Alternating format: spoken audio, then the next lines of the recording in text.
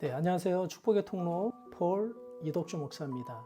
오늘 이 시간에는 내 뜻보다 주의 뜻을 따르는 법에 대해서 우리 누가복음 22장 42절 말씀 가지고 한번 나눠보겠습니다. 아버지여, 아버지의 뜻이면 이 잔을 내게서 옮기시옵소서. 그러나 나의 원대로 마시옵고 아버지의 원대로 되기를 원하나이다. 우리는 신앙생활 속에서 하나님의 뜻을 구한다 말하지만 실상은 내 뜻이 관철되길 원할 때가 많습니다. 그렇죠? 저도 그랬던 것 같아요. 기도 제목의 깊은 곳을 들여다보면 하나님, 제 뜻이 이루어지게 해주세요. 그런 기도일 때가 많지요. 그러나 예수님은 겟셋마네에서 이렇게 기도하셨습니다. 아버지의 뜻이면 이 잔을 내게서 옮기시옵소서. 그러나 내 뜻이 아니라 아버지의 뜻대로 하옵소서. 이 한 문장이 신앙의 정점입니다. 그분은 고통 속에서도 하나님의 뜻이 이루어지는 길을 택하셨습니다. 내 뜻보다 하나님의 뜻을 따르기 위해서는 첫 번째로 하나님의 뜻은 항상 나의 뜻과 충돌합니다. 혹시 아직 구독, 좋아요 안 누르신 분 있다면 여러분 구독, 좋아요, 알림 설정까지 부탁드립니다. 매일 새벽 구독자분들을 위해서 간절히 기도하고 있습니다.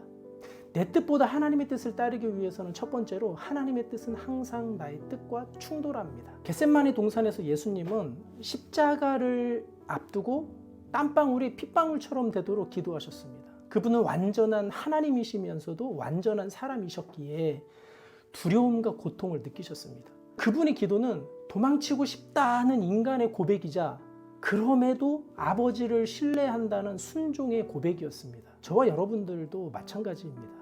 하나님의 뜻은 늘 내 뜻과 부딪힙니다. 내 자존심, 내 괴회, 내 욕망을 내려놓으라고 하시기 때문입니다. 저도 그렇습니다. 중국 북경에서 하나님께 물었습니다. 이 도망자 신세였거든요. 하나님, 왜 제 인생이 이렇습니까? 왜 평범한 인생이 아닙니까? 하지만 하나님은 제게 말씀하셨습니다. 너의 뜻은 무너졌지만 나의 뜻은 진행 중이다.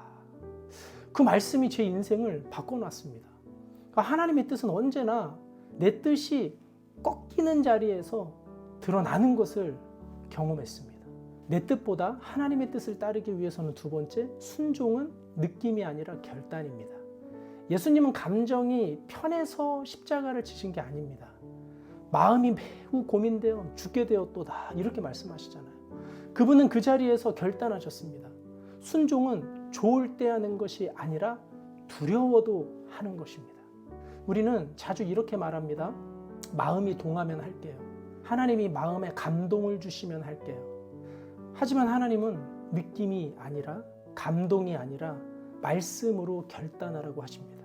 아브라함이 이삭을 바칠 때 느낌이 아니라 말씀에 순종했습니다. 그 결단의 자리에서 하나님은 내가 이제야 내가 나를 경외하는 줄 아노라 이렇게 말씀하시잖아요. 여러분 생각해 보세요. 100세에 난 아들을 어느 누가 자신의 손으로 죽일 수 있단 말입니까? 그럼에도 아브라함은 끝까지 하나님을 신뢰하고 칼을 들었습니다. 그때 하나님께서 역사하시는 거죠. 어린 양이 숨겨져 있는 거예요. 그러니까 순종은 감정이 아니라 믿음의 선택입니다. 내 뜻보다 하나님의 뜻을 따르기 위해서는 세 번째로 내 뜻을 내려놓을 때 하나님의 뜻이 흘러옵니다.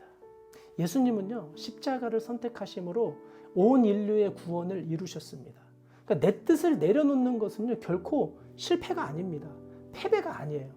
그 자리가 하나님의 뜻이 흘러오는 통로가 되는 겁니다.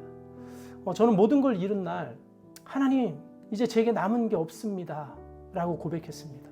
저 열심히 일했거든요. 죽도록 일해서 얻은 땅, 이런 것들 전부 다 날렸습니다. 아무것도 없습니다. 이렇게 고백했는데 그때 띵크 목회자 세미나에서 김양재 목사님을 통해서 하나님이 말씀하시는 거예요. 남았더라. 아니 모든 걸 다 날리고 이제 아무것도 없는데 뭐가 남았단 말인가. 루키 설교를 통해서요. 남았더라 하시는 거예요. 하나님, 이제 저는 아무것도 없다니까요. 그러고 봤더니 아내도 남아있고요. 세 자녀도 남아있고요. 공동체도 있는 거예요. 그때 제가 모든 것을 다 내려놓고 하나님 앞에 무릎을 꿇었습니다. 하나님이 이렇게 말씀하시는 것 같더라고요. 그래, 이제 너를 쓸 수 있겠다. 그 이후 제 인생은 완전히 바뀌었습니다. 주가 쓰시겠다는 말씀이 제 인생의 방향이 되었습니다. 무너졌던 가정이 회복되고 포기했던 사명이 다시 불붙었습니다. 방황했던 제가 말씀 붙들게 되었던 거예요. 내 뜻을 포기할 때 하나님의 뜻은 생명력 있게 흘러오는 것을 경험했습니다. 내 뜻보다 하나님의 뜻을 따르기 위해서는 네 번째로 하나님의 뜻을 따르는 삶에는 평안이 있습니다. 순종은 아프지만 그 길 끝에는 평안이 있습니다. 예수님은 십자가 위에서도 이렇게 말씀하셨습니다. 다 이루었다. 다 이루었다. 다 이루었다. 우리의 인생도 그렇습니다. 고난이 끝나서 평안한 게 아니라 하나님의 뜻 안에 있을 때 평안합니다.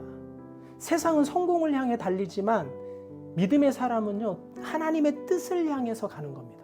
그러니까 그 길이 때로는 좁고 험해도 그곳엔 하나님의 손길이 있습니다. 제가 죽음의 문턱 앞에 있을 때보다 지금은 세상적으로 보면 더 형편없습니다.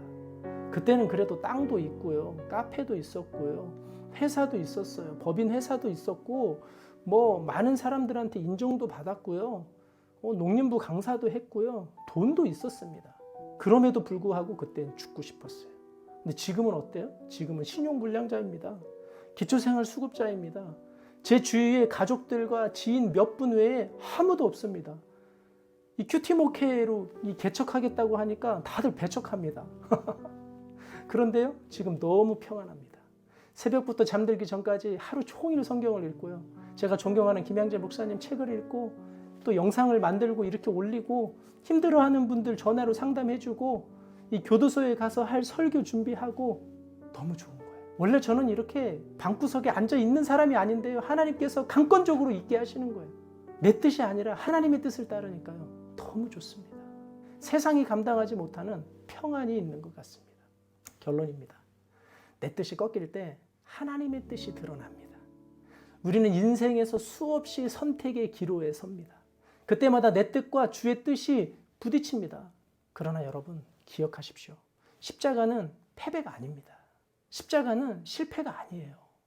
겟세마네의 기도는 절망이 아니라 구속사의 시작이었습니다. 오늘도 주님은 우리에게 말씀하십니다. 너의 뜻을 내려놓고 나를 따라오라 하시는 말씀에 두 손 들고 우리가 아멘, 아멘 하며 나아가는 저와 여러분 되시기를 주님의 이름으로 축복합니다. 이 영상을 통해서 주님 찾으시는 한 영혼이 주님의 뜻대로 살아가기로 결단하는 시간 되기를 바랍니다. 영상이 도움이 되셨다면 구독과 좋아요, 알림 설정까지 부탁드립니다. 여러분의 뜻이 꺾일 때 하나님의 뜻이 흘러오는 줄 믿습니다. 감사합니다.